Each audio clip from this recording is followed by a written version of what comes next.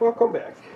In this video we're going to introduce the idea of a limit, what it means for something to be a limit. So we begin first with the notation LIM x arrow C f parentheses x equals L.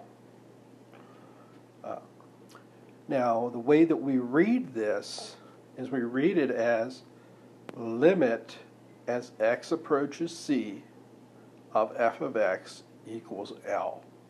So the stuff on the left hand side we read as limit x as x approaches C of f of x and then equals L.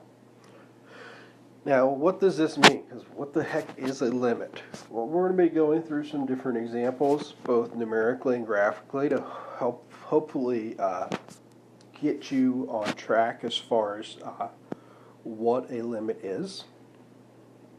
But first things first, let's kind of give a little bit of an informal definition.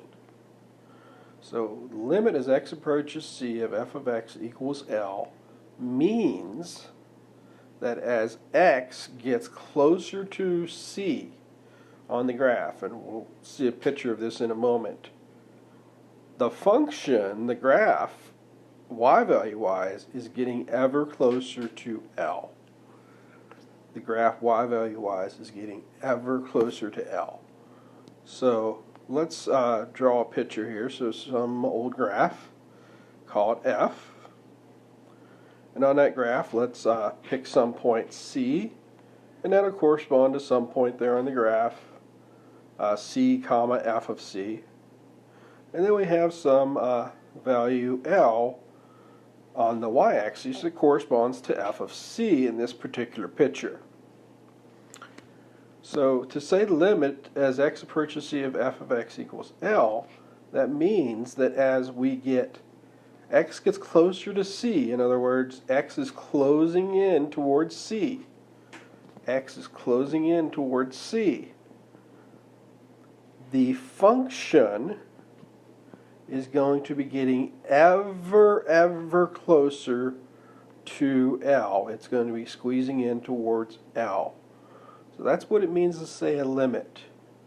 Now we're going to see some examples where the limit is something different than the function value. In this particular first graph that I've showed you here, limit as x approaches C is of f of x is L, and f of C is also L.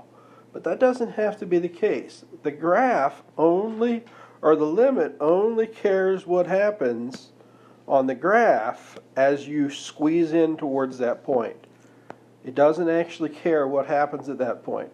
Now for many functions, they're going to be the same, but not every kind of function that we encounter. And that's what we're going to investigate in some other videos here shortly.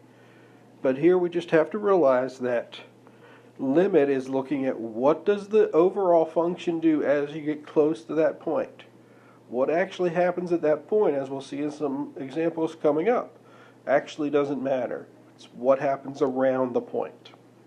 Okay, and so that's the idea of a limit. And again, as we do some more examples, your idea and understanding of a limit will start to develop a little bit further.